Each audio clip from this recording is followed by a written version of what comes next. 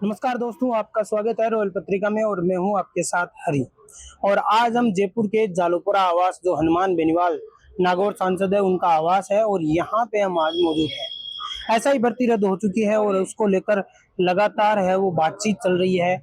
ऐसा ही भर्ती के जो चयनित अभ्यर्थी है वो भी धरना दे रहे हैं। साथ ही में हनुमान बेनीवाल के घर पे यहाँ पे जीत का जश्न मनाया जा रहा है। ऐसा ही भर्ती के साथ ही में धन्यवाद समारोह रखा गया है हनुमान बेनीवाल का, क्योंकि लंबा संघर्ष रहा है 5 सालों का। और आज हनुमान बेनीवाल से प्रेस कॉन्फ्रेंस पे जब मीडिया से हनुमान बेनीवाल ने बातचीत की तब कई मुद्दे उठाए।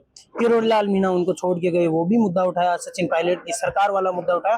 कई मुद्दे उठाए जिनको हम आज सुनते हैं। आइए सुनते हैं क्या कहा बेनीवाल ने। सारे लोग तब राष्ट्रीय लोकतांत्रिक पार्टी ने एसआई भर्ती को रद्द कराने के लिए बड़ा आंदोलन यहाँ शहीद स्मारक पर चालू किया। ये 859 के लगभग सब इंस्पेक्टर थे और इनमें से 600 से ज्यादा फर्जी थे, जिनमें आरपीएससी के मेंबर से लेके बड़े लोग, मुख्यमंत्री, पूर्व मुख्यमंत्री के जो पीएसओ थे, उनका बेटा, कई अधिकारियों के बच्चे, कई नेताओं के बच्चे, ये इस तरह पेपर लीक करके पेपर सोशल मीडिया पे भी कई जगह वायरल हो गया था।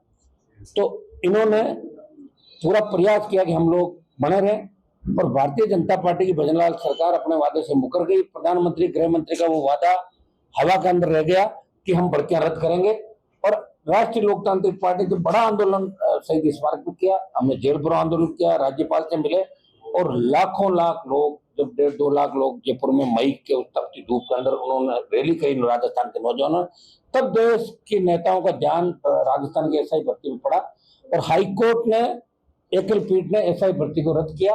और ये नौजवानों के संघर्ष का ही परिणाम था कि हाईकोर्ट ने उनकी बात को सुना और न्यायपालिका ने न्याय किया। सरकार ने उस वक्त कहा कि हम डबल बेंच में नहीं जाएंगे, हम लड़कों के साथ हैं। और कई नेताओं ने इसका क्रेडिट लेने के लिए, जो बीजेपी सरकार बनने के बाद एक बयान तक उनका नहीं आया, लेकिन क्रेडिट की होड़ मच गई। कभी जो कृषि मंत्री कह रहे थे कि हम ये कर रहे हैं, वो कर रहे हैं, बिल्कुल वो नहीं करेंगे, अपील नहीं करेंगे। भजनलाल जी ने कहा अपील नहीं करेंगे, हम बच्चों के साथ हैं, हमारी एसआई थी और एसओजी की वजह से भर्ती रद्द हुई है। और थोड़े दिनों बाद सरकार का एक दूसरा जो ग्रुप था वो आगे आया और उन्होंने कहा साहब जो लड़के निर्दोष हैं उनका क्या, तो आप डबल बेंच में सरकार ने अपील करी। और तब पार्लियामेंट में, लोकसभा के अंदर हमने मामला उठाया। फिर हमने आह्वान किया कि अगर डबल बेंच करेगी तो हम दिल्ली कूच करेंगे। और डबल बेंच ने भी छात्रों के हित में फैसला किया और न्याय किया और भर्ती को, सिंगल बेंच के आदेश को यथावत रखा। तब जो चयनित थानेदार थे वो सुप्रीम कोर्ट गए और सुप्रीम कोर्ट के अंदर एसएलपी दायर की। और इधर हमारे जो पीड़ित बच्चे थे उन्होंने भी किस तरह, मतलब उनके पास फीस भी नहीं होगी। सुप्रीम कोर्ट में लड़ाई लड़ना बड़ा टेढ़ा काम है, एक एक ढंग का वकील, एक एस्पिरेंट की कितनी फीस होती है। ये बच्चे अपने दम पे लड़े और सुप्रीम कोर्ट ने आखिर न्याय किया, राजस्थान की सरकार को लताड़ पिलाई। High court single bench, double bench, और सुप्रीम कोर्ट ने ये कहा कि आरपीएससी पुनर्गठन होना चाहिए। आरपीएससी के संजय सूत्र से तमाम लोगों के खिलाफ आपराधिक मुकदमे दर्ज हो और इसके अंदर जो जो आरोपी है राजनीतिक नियुक्तियां नहीं हो, जो आरोपी उनके खिलाफ कार्रवाई हो, ये सुप्रीम कोर्ट ने कह दिया।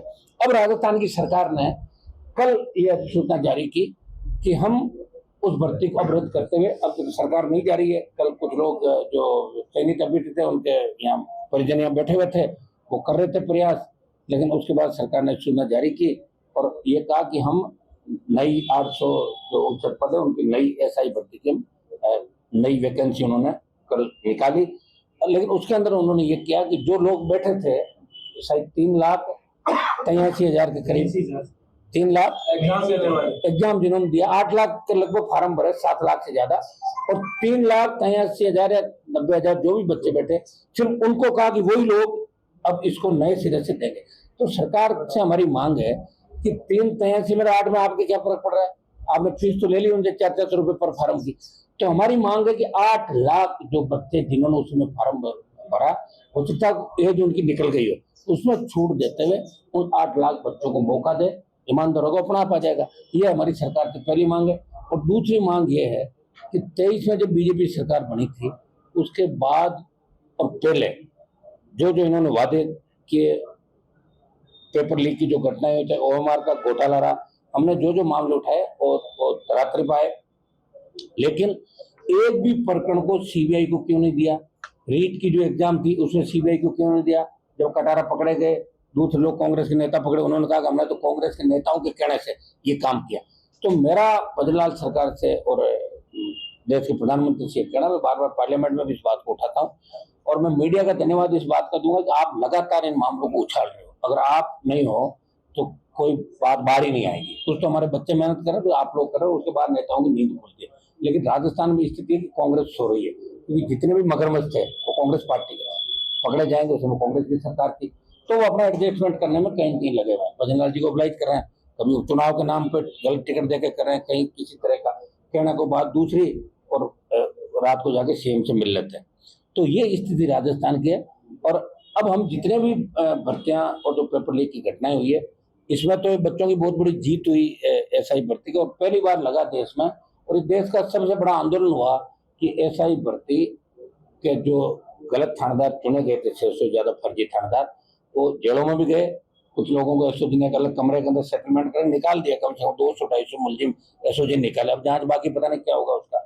लेकिन फिर भी बच्चों की ऐतिहासिक जीत हुई, और देश में एक चर्चा चली कि राजस्थान का नौजवान लड़ाका है, अपने दम पे कुछ भी कर सकता है। तो ये राजस्थान का सम्मान देश में बढ़ा। दिल्ली की सरकार के सामने भी ये बात आई कि भजनलाल जी जो कह रहे थे गलत था, वास्तव में एसआई भर्ती के अंदर फर्जीवाड़ा हुआ। इसके अंदर हमारा बड़ा रोल राष्ट्रीय लोकतांत्रिक पार्टी का, और व्यक्तिगत रूप से आप सब देख रहे हैं कि आंधी तूफान और गर्मी के अंदर किस तरह हम लड़े, और आखिरी दम तक लड़े। हमने ये भी कहा था कि सुप्रीम कोर्ट से भी फैसला अगर खिलाफ आया तो दिल्ली कूच करेंगे, दिल्ली को घेरेंगे। ये हमारा पहला इस एसआई भर्ती को लेकर कि बच्चों के साथ न्याय होगा।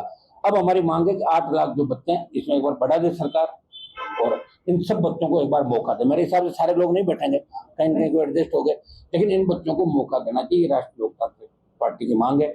हम इसी मई महीने के अंदर हमारा कैलेंडर जारी करेंगे, जिसमें प्रदेश के अंदर जो हालात बने, चाहे बिगड़ती कानून व्यवस्था, एमएसपी खरीद, और जिस तरह बायोडीजल के अंदर जिस तरह इनके एमएलए के नाम आ रहे हैं, अवैध माइनिंग के नाम पे, भरतपुर से जो सीएम का जिला है, वहाँ अवैध माइनिंग के नाम पे एक बाबा जी ने सुसाइड किया था भरतपुर के अंदर, लेकिन उस चीज को भूल गए। तब बीजेपी के लोग बहुत चिल्लाए थे, हम ये करेंगे वो करेंगे। अवैध माइनिंग तो वैसी हो रही है। और दूसरे जो भी राजस्थान के मुद्दे, चाहे जल जीवन मिशन घोटाले के अंदर आप और पढ़ते हैं, इसकी खोलें, बहुत से लोग और इसके अंदर आएंगे। और हम ये चाहेंगे कि पुरानी भर्तियां जो पेपर लीक थे, इनकी 1-2 जांच आप सीबीआई को कराएं, ताकि बड़े मगरमच्छ कांग्रेस के नेताओं को पकड़ा जा सके, जो जोर जोर से भौंकते हैं कि हमारा कुछ कर लो, हमारा कुछ कर लो। तो बीजेपी को करके दिखाना चाहिए, नहीं तो ऐसा लगेगा कि बीजेपी कांग्रेस मिली हुई है और मिलाजुली का खेल है। ये राजस्थान में अब लंबा चलने वाला नहीं। 28 के अंदर राजस्थान का नौजवान इस खेल को बदल देगा और दोनों पार्टियों को घर बिठाएगा। बहुत बुरी स्थिति से राजस्थान गुजर रहा है। मुख्यमंत्री पूरी तरीके से फेल है, उनको कुछ भी नहीं पता। उनकी जबान ऐसे फिसलती है कि डेली एक आदमी कभी न कभी उसकी जबान फिसल सकती है। दिन में 10 बार ये क्या बोलते हैं क्या नहीं बोलते ही पता नहीं। अधिकारी सरकार चला रहे हैं, और जो लोग जब कांग्रेस की सरकार गिर रही थी और जो लोग बीजेपी के नेताओं को फोन टैप कर रहे थे, उन सारे अधिकारियों को पीएचक्यू के अंदर अच्छे पद दिए गए। और वही अधिकारी इस बीजेपी की सरकार को चला रहे हैं, जो बीजेपी के नेताओं को जेल में डालने के लिए दिल्ली तक छापे मारे थे। तो बीजेपी को अपना इतिहास याद करना चाहिए कि आगे भी चुनाव होंगे। बंगाल की जीत से ज्यादा खुश होने की आवश्यकता नहीं। बंगाल के अंदर ममता बनर्जी का लंबा 15 साल का शासन था। आपने एसआईआर के अंदर 93 लाख वोट काटे, ज्यादा अंतर भी नहीं, आपका 30-32 लाख का है। और जिस तरह पूरी ताकत आपने झोंकी, 3-4 लाख पैरामिलिट्री को डाल दिया और जो खोप पैदा किया, इसकी वजह से आप जीत गए। लेकिन केरल तमिलनाडु में बीजेपी क्या स्थिति वो भी आप देख लें, कर्नाटक में क्या है वो भी देख लें, और ये राजस्थान है, या भारतीय जनता पार्टी का कुछ भी नहीं बचने वाला। अगर इसी तरह का काम चला तो राजस्थान का नौजवान इस सरकार को उखाड़ फेंकने के लिए राजधानी की ओर कूच करेगा और सचिवालय में घुस जाएगा। इतना गुस्सा राजस्थान के नौजवानों के अंदर है। नौजवान आत्महत्या कर रहा है, किसान आत्महत्या कर रहा है, और एक कोकस बन गया माफिया पुलिस। और इसका एक जो पहले बजरी माफिया का नाम से था, आज देखिए कोई भी मामला दर्ज होता है उस पीड़ित व्यक्ति को न्याय नहीं मिलता, वो आगे भटकता रहता है। बहुत से लोग सुसाइड करते हैं, सुसाइड नोट लिख के कि हमारा इस व्यवस्था से भरोसा उठ गया, हम मर रहे हैं। ये राजस्थान के अंदर महिला अपराध इस देश के अंदर नंबर 1 पे हो गया राजस्थान अपना। SC/ST पे जो अत्याचार हो रहा है नंबर 1 पे राजस्थान हो गया। तो राजस्थान को बचाने के लिए आरएलपी लंबी लड़ाई अब राजस्थान के अंदर करेगी। पहले भी हम लड़ते रहे और लड़ते लड़ते यहाँ तक पहुंचे, और निश्चित रूप से बड़ी लड़ाई लड़के राजस्थान के प्रत्येक वर्ग, प्रत्येक समाज को न्याय। इसके उपलक्ष्य में बच्चे मुझे धन्यवाद देने के लिए आए, और आप सबको मीडिया का धन्यवाद कि भर्ती रद्द कराने में मीडिया की सबसे बड़ी भूमिका रही, और हमारे उन बच्चों की तो लगातार 3-4 साल से संघर्ष कर रहे थे, और सारे उन लोगों की जिन्होंने कहीं न कहीं किसी न किसी रूप में ऐसा ही भर्ती रद्द कराने की बात रखी, उन सबको धन्यवाद। सर 14 राज्यों 5 केंद्र शासित प्रदेशों में ऐसा ही भर्ती में इंटरव्यू की प्रणाली आई नहीं, खत्म कर दी गई है। राजस्थान में आरपीएससी लेती है और वही सबसे ज्यादा संदिग्ध है। देखिए, अपने ये चाहते हैं कि आरपीएससी का यूपीएससी की तर्ज पे गठन हो। अपने यही तो कहना है कि आरपीएससी का यूपीएससी की तर्ज पे गठन हो। ऐसा नहीं कि यूपीएससी में कभी गड़बड़ नहीं हुई, कई बार यूपीएससी गड़बड़ हुई, लेकिन उसको वापस सही किया गया। यूपीएससी के मेंबर को फोन करने से पहले 1000 बार लोग सोचते हैं सिफारिश करने से पहले। यहाँ तो हर कोई जाके सिफारिश कर जाता है, आरपीएससी दीवार कूद के अंदर घुस जाते हैं मेंबर्स के, चेयरमैन के सूचियां जारी कर लेते हैं। हमारे एक पहले चेयरमैन थे आरपीएससी के, वो तो पहले ही कॉपी घर पर रखते थे, अपने सारे बच्चों के रिश्ते अच्छे कर दिए उन्होंने। अच्छा, तुम आरएस बना दो, तुम्हें मेरी भतीजी से रिश्ता करोगे, मेरी भांजी के करोगे, ऐसे 50-100 बना दिया, क्या करोगे आप? है ऐसा लोग। तो हम ये चाह रहे हैं कि 2004 से लेके 2025 जितने भी आरपीएससी के चेयरमैन रहे, जितने मेंबर रहे, उनके रिश्तेदारों की और जो चयन जिनका हुआ है, चाहे वो एसडीएम बना, डिप्टी बना, चाहे आरजेएस बना, उसमें भी आरपीएससी की महत्वपूर्ण भूमिका होती है हाईकोर्ट के साथ साथ। ये बड़े पदों पर जो लोग बैठे हैं उनके रिश्तेदारों की अलग सूची बनाए, जिससे जनगणना हो रही है। उन मेंबर के साथ जो सेकंड डिवीजन थे 10th-12th में, वो टॉप कैसे कर रहे हैं, वो कैसे आरपीएस बन रहे भाई। तो ये इनकी जांच करने की मांग हमने पहले भी रखी थी, लोग जो विधानसभा के अंदर प्रयास भी किया था। जब ये आपका एक बार मुद्दा उछला था 2014-15 के दौर में, जब हबीब खान गोरान को जेल में डाला, वो मामला भी हमने उठाया था। और होता क्या है, हम किस बात को उठाते हैं, 3 दिन बाद चली, 14 दिन सरकार में बैठे